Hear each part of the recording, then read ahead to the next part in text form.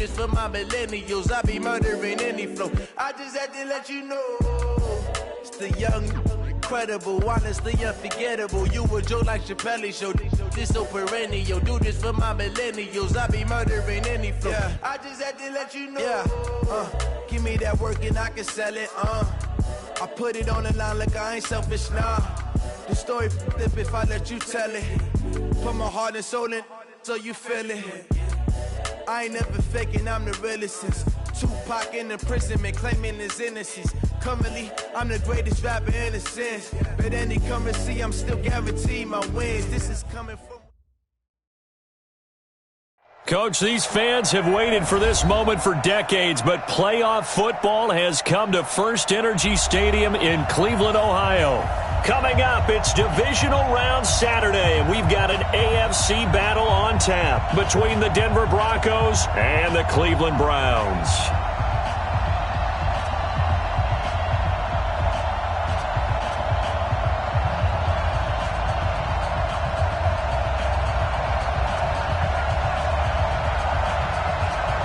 The first of 4 berths in the conference championships on the line here as divisional weekend in the NFL is underway. That'll be taken in the end zone.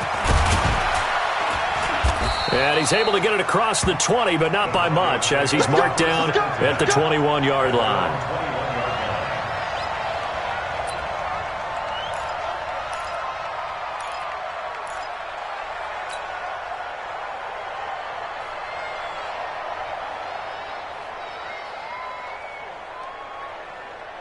Here we go!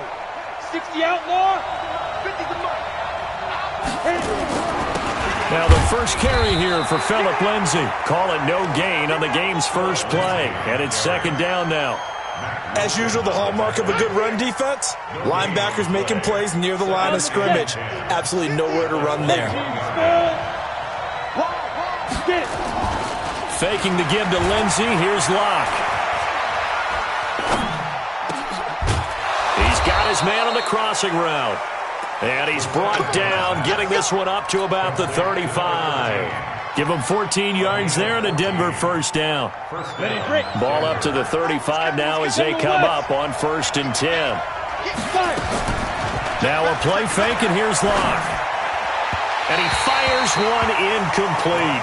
Deshaun Hamilton, the intended receiver. And that'll bring up second down.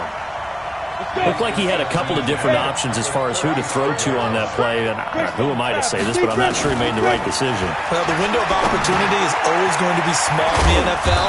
That's why those quarterbacks who make quick decisions and have quick releases have the most success in this league. A 10-yard pickup, and it's enough for a Broncos first down. So after 2 first downs, they get another here. 1st and 10 at the 45. And now a timeout called defensively by the Browns. They'll have 2 remaining as we step aside here in this first quarter. 70, Indy. Locke now on first down. And he'll hit his tight end, Walker.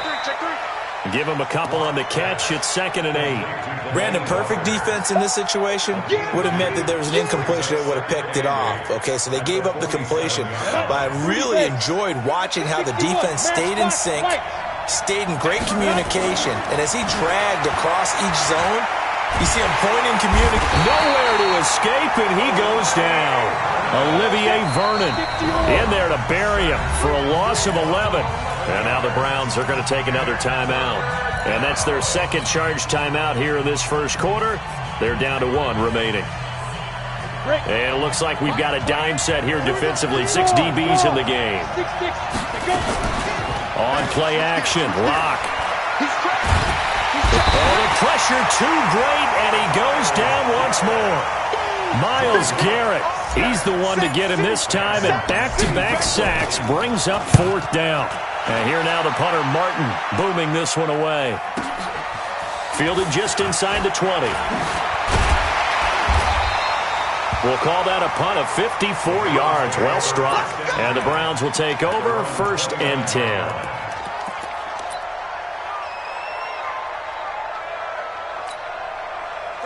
Mayfield going to lead the Browns up now, 1st and 10, just shy of the 30. First carry for Nick Chubb. This will go for 5 up to the 33.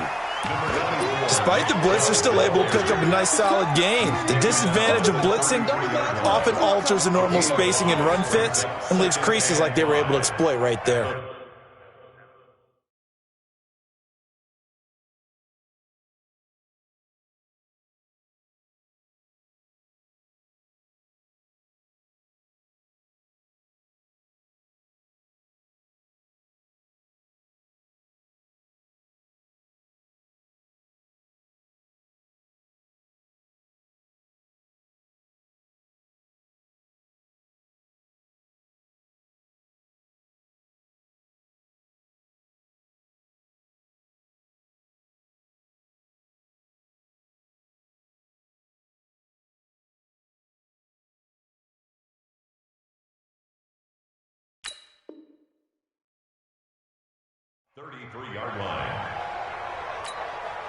The first down run got 5. Here's 2nd and 5.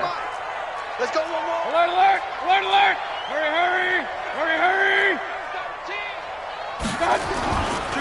Mayfield hands it off to Chubb. And he'll bring it up here to right at the 40-yard line. 6 yards the pickup, and that's a first down.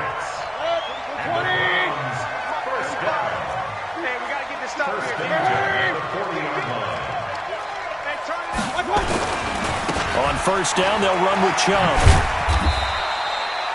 They give him 4 yards there. It'll be 2nd and 6. One thing to keep in mind, partner, especially in the second half, when you've got a running back of this size, of these dimensions, I can just tell you, attrition does set in for a defense because you're excited about hitting him in the first half, maybe not so much in the second half, and some of these shorter gains turn into bigger runs later. He lost 4 there, and it's 3rd down. Anytime you call an inside running play, you just know there should be a lot of congestion there. You're counting on your offensive line to take control of the line of scrimmage. That didn't happen in this case, and that play got bottled up. Watch the run. Point it right, point it right, point it right. Hey, Alpha. On 3rd down, Mayfield. And finding the tight end, Hooper. And he'll only get this to the 47. He needed a few more yards to pick up the first. They get 7 there, but it brings up 4th. Now Mayfield. He finds Beckham complete. That's good for a first down. There's a guy who went over 1,000 yards receiving in the regular season, and now he's got his first catch in the playoffs. So a 1st and 10 now in Denver territory at the 39-yard line. Now they return to the ground game. Chubb. And this one's going to go the wrong way. Losing yardage back at the 42. That'll set him back with a loss of 3 on the play. And it'll bring up a 2nd and 13. Not much there. Maybe a couple as he's taken down at the 40. A minimal gain there on the 8th play of the drive. And this is why aggressive defensive coordinators love to blitz. It wreaks havoc because they end up taking their attention to the blitzers, freed up the D lineman to make the play.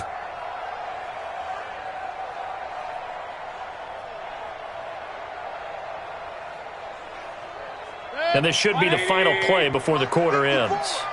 We ain't giving up nothing today. Mayfield from the gun on 3rd down. That's out to Chubb, complete. And he's going to be stopped here a few yards short of the first as the tackle is made at the 33. We're scoreless after 1.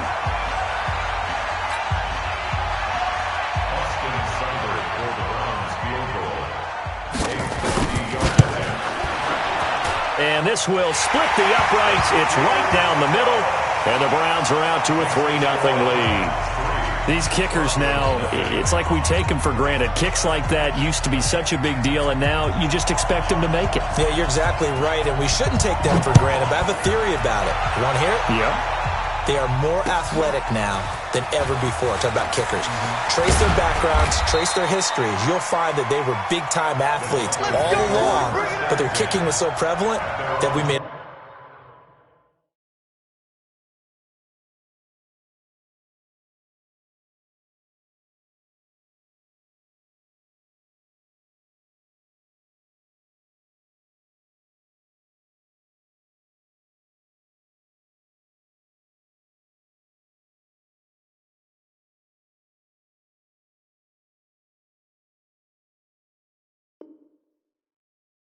Specialists. Well, and now those 50-plus yarders seem easy for some reason. The Broncos onto the field, ready to start their next drive. This one a little slow to get cooking. Just a 3-0 scoreline as they begin with a 1st and 10. He rifles one that's intercepted. Picked off near the 34. And he'll return it to the 24-yard line. He's had a fantastic rookie season, made a lot of lovely throws, but that wasn't one of them. Well, we got to give him one, don't we? I mean, with the year he's having, a lot easier for he and his teammates to accept that throw because for the most part, what they've seen, it's been pretty sensational. And he still has yet to get on track in this first half as they're going to stop him behind the line after the loss to start out. Here's 2nd and 11. Mayfield now.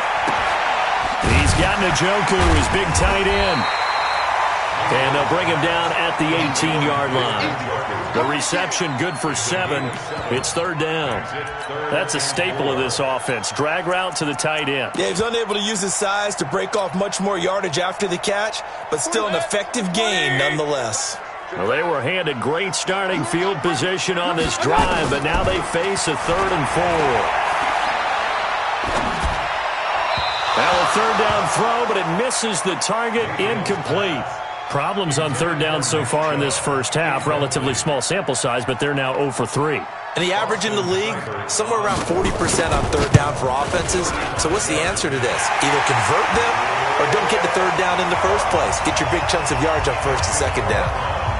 They got the interception, but very little movement after, and that forces him to settle for 3. And it does feel like settling when that happens, doesn't it? It certainly does, but we got to give a lot of credit where it's due, and that's to the defense because they ran onto the field. This is what we call sudden change, right? Interception, you got to go put out the fire, and they did, holding them to a field goal. Well, conventional football 101, tells us if you don't get it back to the 20-yard line on a kickoff return, that's a disappointment.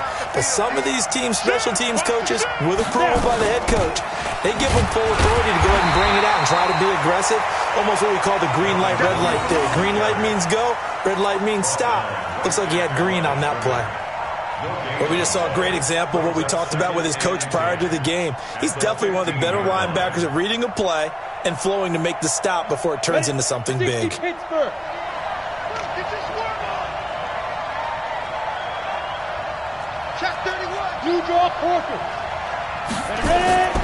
Throwing on 2nd down. Lock. This one complete to the running back, Lindsey. And now look at this. Big gain, but a fumble. But this will fortunately wind up out of bounds. So that one a hold, right guard. And you understand why offensive and defensive linemen probably go to martial arts schools and work on their hands so often, because that could be the make or break difference on a play.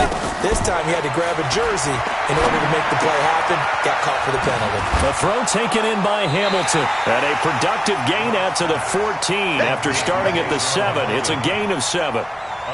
One thing you're hoping for when you run drag routes, you're able to hit a receiver in stride, and he can pick up a lot of yardage after the catch. But in this situation, the defense was effective, able to stop him before he could get a good head of steam going. Now throwing on 3rd down there, but he cannot connect. You hear the calls for a penalty, but I just don't think so. I think in this situation, the defender was making sure his guy couldn't hold on to the football. So I don't see anything that warranted a flag. No, I'm with you. There was contact, but I'm happy they kept that flag in the back pocket. And 9 yards there on the return following a punt of 47. And possession will switch hands, 1st and 10.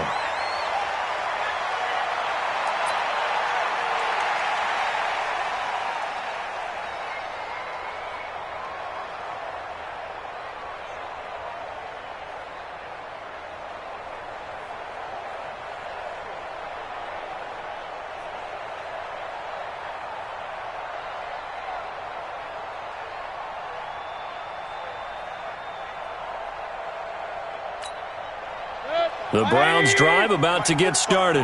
And their 2 drives thus far both led to points, albeit both field goals, so the lead just 6-0, but the ability to move the ball is evident. Well, that's, heartening, as they say, but it's not. And this is caught inside the 5. A big play that time for Cleveland. 52 yards. Excellent execution, and now they're set up nicely. Are they ever? Red zone?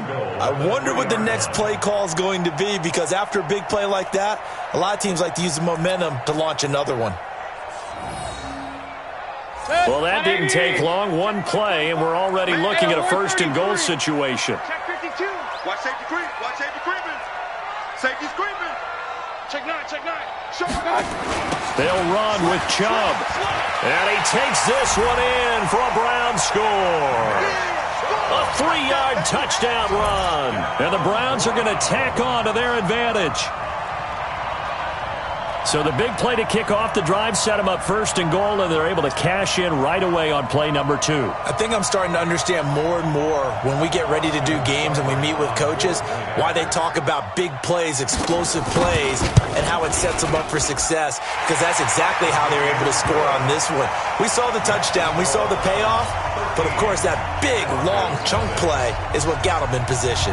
Out is the kickoff unit as they run up and send this one away. That's fielded in the end zone.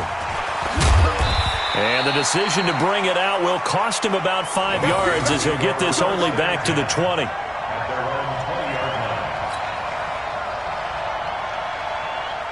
The Broncos onto the field ready to start their next drive. And still no points on the scoreboard. You're coming off of the 3 and out.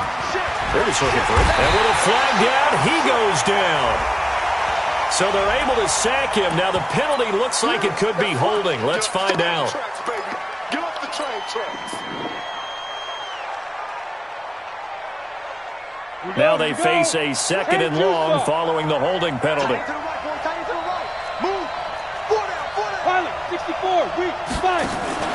Play action. Now it's Locke. Flushed out. Now Locke. He lost the football. It's out.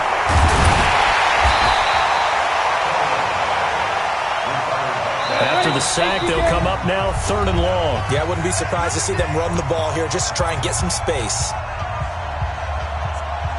We remind you, as we've done all year, that coming up at halftime, we will visit with Jonathan Coachman standing by in Orlando. He'll let you know what's going on here on a very eventful divisional round weekend.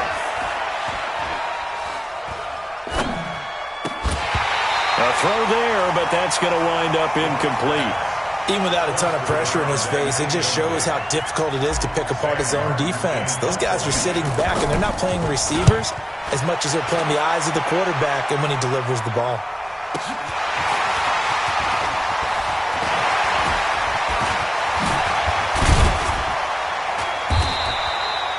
A great return there, bobbing and weaving his way for 31 yards. And the Browns have a short field in front of them now as they take over 1st and 10.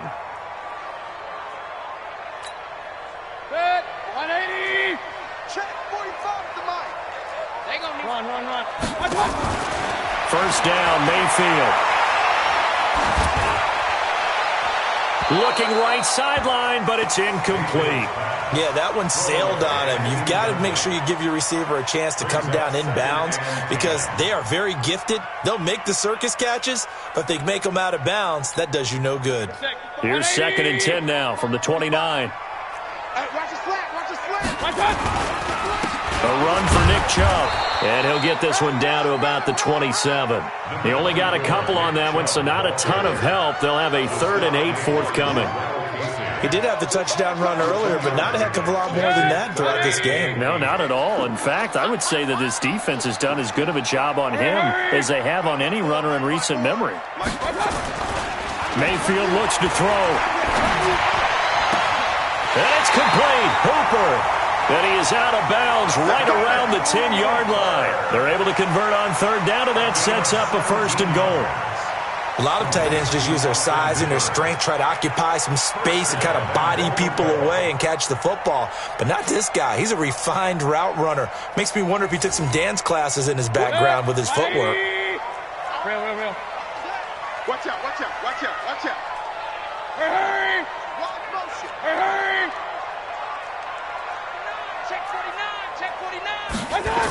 They'll try and run for it on 1st and goal. Looking to find a lane, but he can't. Reined in at the line of scrimmage. No gain on the play that time, and it sets up 2nd and goal. No gain on the play. Leads to 2nd and goal at the 10-yard line. They'll go again here from the 10-yard line on 2nd and goal. Mayfield to throw it. And this is caught for a Browns touchdown by Landry. 10 yards on the touchdown pass. And the Browns are going to tack on to their advantage. Extra point by Seibert, up and good. And that pushes the lead up to an even 20. The kickoff unit is out on the field, and they will send this one away. That'll be taken in the end zone. And the decision to come out is going to cost him 5 as he's taken down right at the 20. At their own 20-yard line. The Broncos onto the field, ready to start their next drive. And you're under a minute to go in the half, a first half that hasn't been particularly kind to you. How do you think they'll play this? Well, I think the smart approach is to run out the clock, lick your wounds at the half, and see if you can come up with a strategy to play better in the second. But there's also something to challenging your offense right here. You know, hey, guys, you help dig this hole.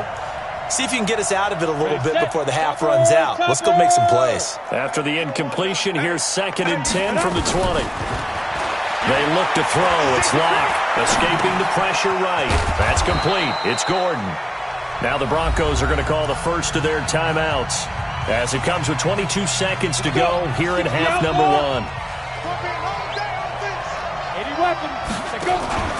Locke off of play action. And Walker has it. The completion there winds up a wash, and it'll bring up 4th down. Now the Broncos going to use the second of their timeouts as they'll stop it with 13 seconds to play in half number 1. And they're going to at least line up to go for it here on 4th down. To throw it is Locke. And that's incomplete. Clock stops with 10 seconds left. So certainly an interesting call there to go for it. And the Browns are going to get this thing back. Excellent field position.